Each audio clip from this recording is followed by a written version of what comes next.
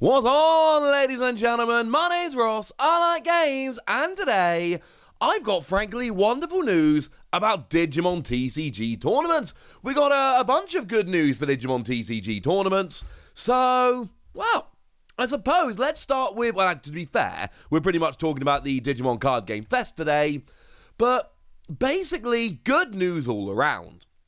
You see, this was revealed a week or so ago, and Bandai were like, yeah, this stuff's all happening and this stuff looks fun. And people were like, yeah, this stuff does look fun.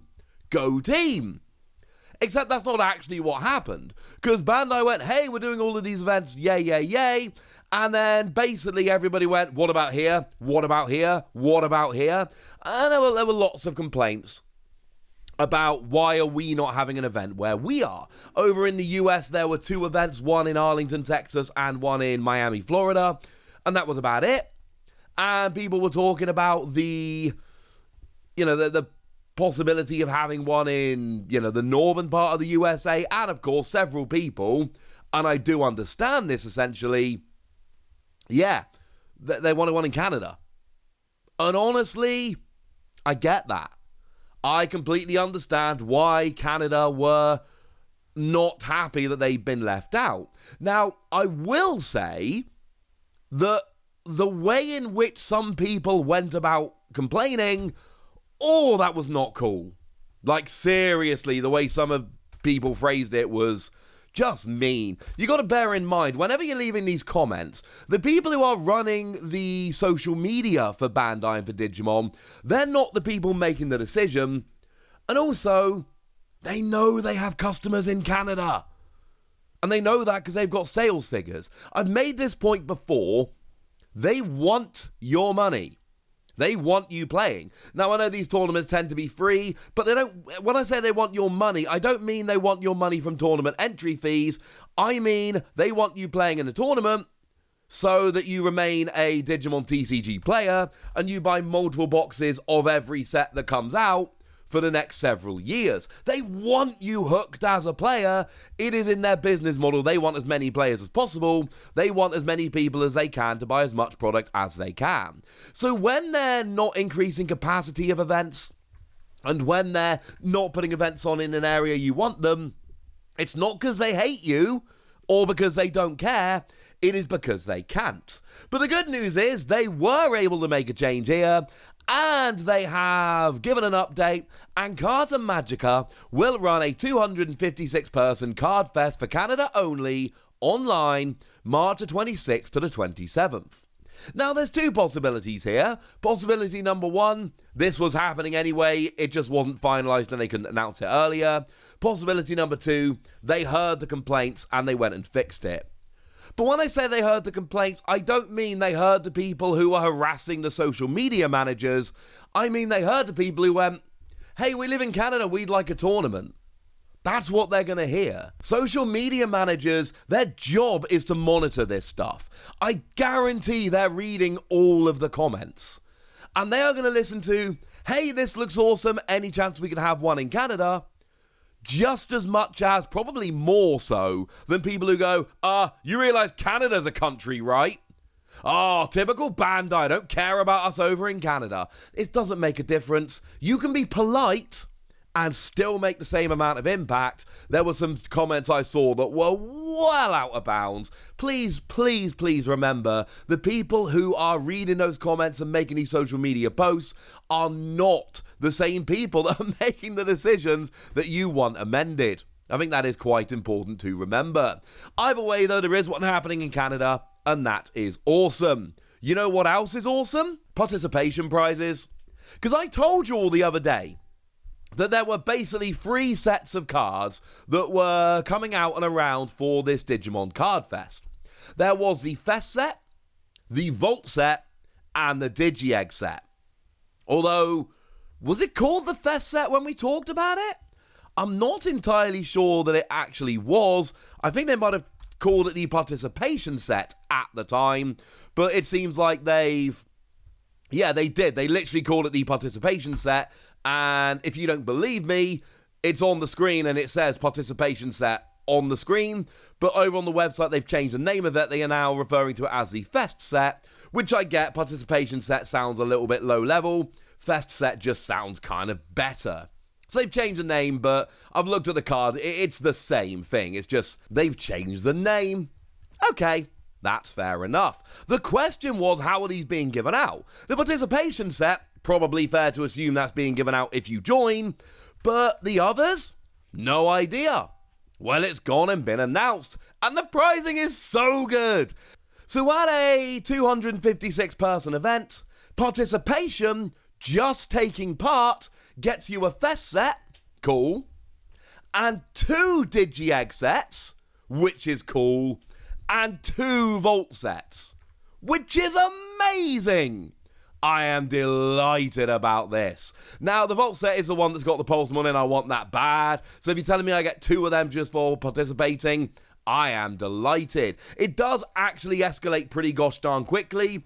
You also get 2 Event Pack 1s and 2 Event Pack 2s. I don't think you even necessarily need to add them in. I think the participation pricing for this is absolutely nuts, just without them. But I'm not going to be upset about this. This is absolutely brilliant. It's some of the best, maybe even the best. Certainly some of the best participation pricing I've seen for an event. You know, you're getting 34 promo cards just for turning up and taking part. That is absolutely stunningly brilliant. And it's another one of those things I think Bandai should be really commended for. No, I'm telling a lie. It's not 34. It's 54 because a Digi-Egg set and Vault set, 2 of them is 20 cards. Oh, that's a lot of cards for taking part. Top 128 then gets you another Fest set, another Event Pack 2, another Digi-Egg set, and another Vault set. Top 64 does the same thing. Top 32 just gets you another Fest set for some reason. Top 16 gets you a Digi-Egg set, a Vault set, and 1 of each of the event packs. Top 8 gets you 2 of each event pack and 2 Digi-Egg set and 2 Vault sets. Notice they're not redoing the Fest set here, which is a little bit strange. Top 4 gets you 3 of each of the event packs. Third place gets you the Stamped Secret Rare, 4 event packs of each. Second place gets you the Stamped Second Place and 6 of each event pack. And first place gets you the Fest Stamped Secret Rare, the Winner Stamped Secret Rare, and 8 of each event pack. The Secret Rare is the Lilith Mom, so first, second, and third all get this stamped Lilith Mom, but it's only the champion who gets the Winner Stamped, which is really kind of cool. That is a card which is going to be very, very sought after. Yeah, that's kind of nuts. Now, 128-person event is kind of similar. You still get yourself the same participation, and then it goes up from there. What is interesting is the 512-person offline event. You get the Fest set and 3 of each event packs for taking part. You don't get the Vault set or the Digi-Egg set, and they don't actually kick in until you hit top 16. Top 16 is when you actually start kicking in there, which is a little bit weird. You don't get the Vault set and you don't get the Digi-Egg set until you hit top 16. It seems like the offline event has worse pricing. And somebody hit me in the comment section, metaphorically, if I'm being wrong about this. But it certainly seems like these online events have phenomenal participation pricing, and then it goes up from there. But the offline event, you just get the Fest set, and you've got to get all the way up to top 16 to get the Digi-Egg and the Vault set. That's not ideal as far as I'm concerned, ladies and gentlemen. That's a little bit weird. Hey-ho. Worth noting that top 8 will actually get you a travel voucher as well, which is quite nice. For $250, that is US only. And then it's basically the same thing going up through the winners. We don't need to go through that again. I just wanted to point out that in the 512-person offline event, they are not giving out the Digi-Egg set and the Vault set until you get to top 16, which makes a huge difference. Like a genuinely huge difference. Give me a 256-person event any day of the week. That participation pricing is absolutely nuts. So yeah, that seems kind of cool. Remember, as it stands at the moment, there are 2 in North America, in Texas and in Miami. And they are on different weekends, so you could potentially go both if you were into it. There's one in Oceania, in Brisbane. There's one in Latin America, which is going to be an online event. It is worth noting that the offline event in Chile has been cancelled and they have switched to an online event. Sorry. It is a 512-person online event, which is weird because the pricing online is not listed for that. So it literally says 512-person offline event. So it's going to be interesting to see what pricing they do. They've not made it clear on the website. And then in Europe, we still don't know what's going on in Europe. We know that there are going to be events, and we know that they are going to be maybe online, maybe offline. We don't really know. We'll find out later. The sad thing is it's going to be mid-March, and my son is due to be born in mid-March, so yeah. Fingers crossed, ladies and gentlemen. Fingers crossed it doesn't all blow up and I don't end up... If they're all offline only and I have to actually travel and there's none, super close to me, I ain't going to be able to go to one. And I am going to be so sad, ladies and gentlemen, because I want these participation prizes. They are awesome. But they've added an event in Canada. They've had to cancel the event in Chile, but they've replaced it with an online event, which a lot of people are probably going to prefer at the moment with the way the world is. This is not bad. There is one other thing I do need to bring to your attention. I'm not going to spend a lot of time discussing it, but I do think it needs to be mentioned. There is a specific note on the website that during offline events, masks will need to be worn in indoor spaces, and all attendees, judges, and staff must present evidence confirming that at least 2 weeks before the start date of the event, they received a final dose of a vaccine recognized by the World Health Organization. Now, I'm not going to get into a vax or anti-vax discussion here, although I've been very clear that scientists have said we need to be vaccinated, and unless you are an expert scientist, you should probably listen to them.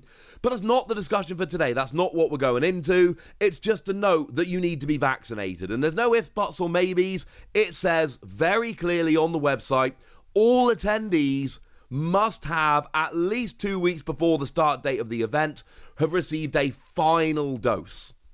So if you haven't been vaccinated for whatever reason, and you want to attend these tournaments, that is unfortunately a requirement that you do need to be aware of. So there we go, ladies and gentlemen. I'm sorry, I know some people think that I'm overly nice about Bandai, but I really do think what they're doing here is awesome. I, for one, am delighted, and I just hope I can take part. But I want to hear from you guys. I want to know what you think. I want to hear from many Canadians out there who are delighted that you are now being included. I want to know anything you want to tell me. So let me know in the comment section, would you? Go nuts! Be nice! And then make sure you like this video, subscribe to this channel, follow me on Twitter at The Wasi. That's where we talk Digimon and a whole bunch of other card games. And please do consider checking out patreon.com/PTCG Radio, where you can support the channel, get some bonus podcasts and all kinds of fun things. But by far the most important thing as always, look after yourselves till next time, would ya? Thank you very much for watching. My name's Ross, and you've been watching Wasi Plays.